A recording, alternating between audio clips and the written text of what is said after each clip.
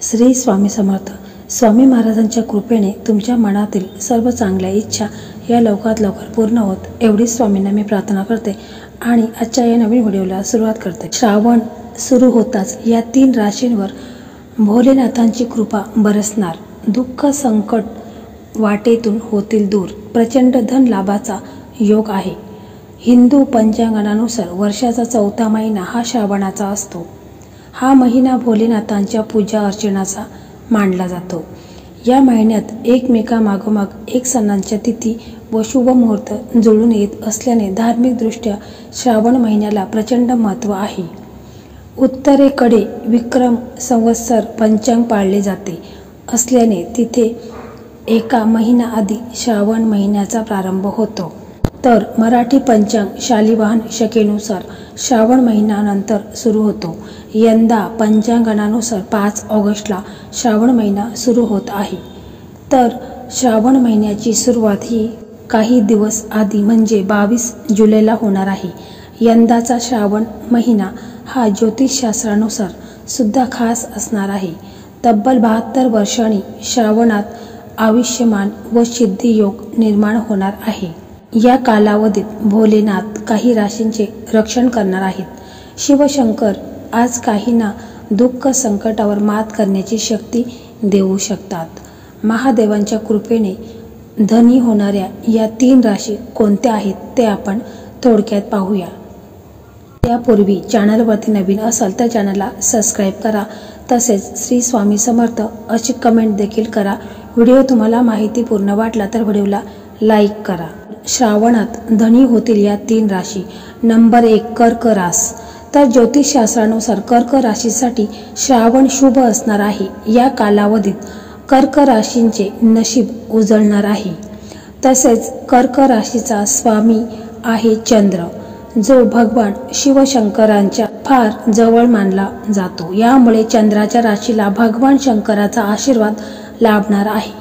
म्हणून श्रावणात भोलेनाथ आपल्या मार्गातील अडथळे दूर करू शकतील. आजवर ज्या गोष्टींच्या रूपात व्यक्तीच्या रूपात आपल्या वाटेत अडथळा होता त्या गोष्टी आपोआप दूर होऊ लागतील. आपल्याला यावेळी स्वतःमध्ये गुंतवणूक करावी लागेल. तसेच नव्या गोष्टी शिकण्यावर भर घ्या. आई वडिलांच्या रूपात तुम्हाला जुन्या गुंतवणुकीचा लाभ होऊ शकतो. करिअरमध्ये प्रगतीसाठी अनेक संधी तुम्हाला मिळू शकतात. काही नवीन कामाची जबाबदारी मिळू शकते. तसेच नोकरीत पदोन्नतीची शक्यता आहे. त्याचबरोबर अडलेले पैसे परत मिळण्याची शक्यता आहे. तसेच अविवाहित व्यक्तींच्या जीवनात एका नवीन व्यक्तींचा प्रवेश होऊ शकतो. मालमत्ता खरेदी करण्यासाठी आणि नवीन व्यवसाय सुरू करण्यासाठी हा काळ अनुकूल ठरू शकतो. या काळात तुम्हाला काम आणि व्यवसायात चांगला नफा मिळू शकतो. या काळात नोकरीच्या नवीन संधी मिळू शकतात. तसेच नोकरदार लोकांना नोकरीच्या ठिकाणी नवीन जबाबदाऱ्या मिळू शकतात. तुमची आर्थिक बाजूही खूप मजबूत होऊ शकते. या काळामध्ये तुमची बचतीमध्ये वाढ होऊ शकते. या काळात तुम्हाला वडिलोपार्जित संपत्तीचा लाभही मिळू शकतो.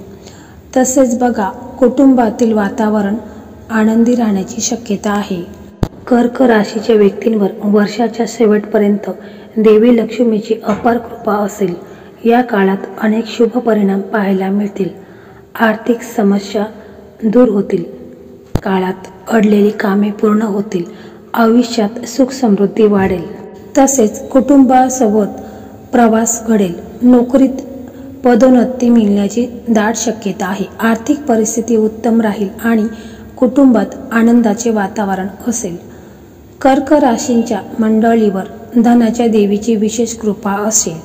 तसेच आपल्याला एखादी परदेश प्रवासाची संधी लाभू शकते. वैवाहिक आयुष्यात येणाऱ्या अडचणी दूर होऊ शकतात. आपल्याला जोडीदाराची संपूर्ण साथ व प्रेम मिळू शकते. नातेसंबंध दृढ होतील व कौटुंबिक कलह संपेल. प्रेम विवाह करू इच्छिणाऱ्यांनी त्यांच्या मार्गामध्ये येणारे अडचणी ह्या दूर होणार आहेत. त्याचप्रमाणे नोकरीच्या ठिकाणी आपला मान सन्मान वाढेल. नोकरदार मंडळींना पदोन्नतीसह पगार वाढ लाभण्याची सुद्धा चिन्ह आहेत। हा काळ या राशींच्या लोकांसाठी खूपच अनुकूल असेल। तसेच आयुष्यातील अनेक अडथळे सहज दूर होतील, सुख समृद्धीत वाढ होईल, अनेकांना पदोन्नती मिळेल, तर काहींना नव्या नोकरीची संधी चालून येईल। आरोग्यही चांगले असेल। आपल्या मुलांसोबत सहलीची योजना तयार कराल। नंबर 2 मकर रास।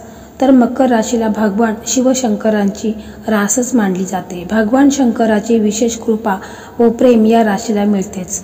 तसेच एक महत्त्वाची गोष्ट म्हणजे वैदिक ज्योतिषशास्त्रानुसार मकर राशीचे स्वामी हे शनिदेव आहेत। शनी हे भगवान शंकराला आपले आराध्य मानत असल्याने या कालावधीत मकर राशीला दुहेरी लाभ होऊ शकतो। मकर राशीला या कालावधीत प्रेमाचा वर्षाव अनुभवण्याची संधी मिळू शकते। तसेच विवाह इच्छुक मंडळींना आपल्या मनाप्रमाणे जोडीदार मिळू शकतो। तुम्हाला पैशाच्या बाबत खूप सतर्क राहून निर्णय घ्यावे लागतील। विद्येस आपल्या आयुष्यात महत्त्वाचे स्थान देणे आवश्यक असेल।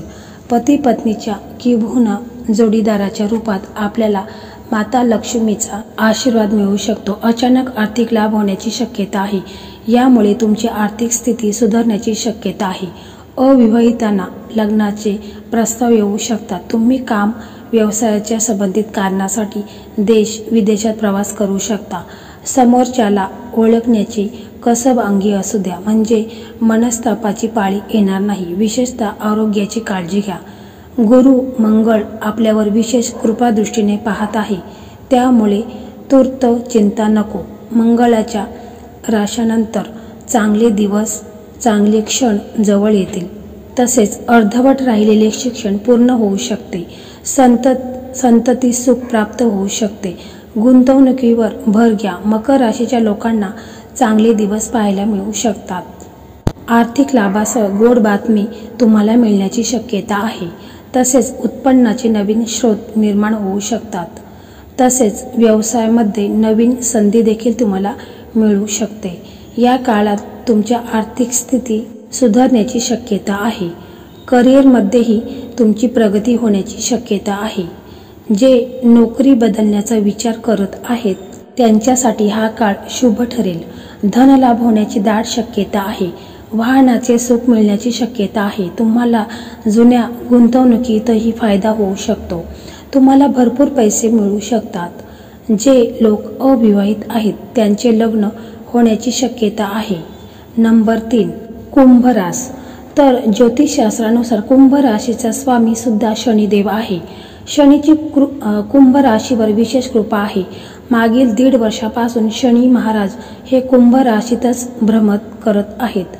श्रावणात शनिदेव हे वक्री अवस्थेत भ्रमण करणार आहेत, त्यामुळे शनीचा प्रभाव हा थोडा कमी झाला आहे। अशा वेळी शनीचे गुरु महादेव हे कुंभेस तारतील। या कालावधीत आपली शारीरिक व मानसिक शक्ती वाढू शकते।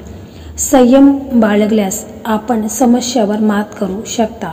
तसेच आपली एखादी जुनी इच्छा देखील पूर्ण होऊ शकते। जुन्या मित्रांची भेट होऊ शकते। मन आनंदी असेल, त्यामुळे स्पष्ट डोक्याने निर्णय घेऊ शकता।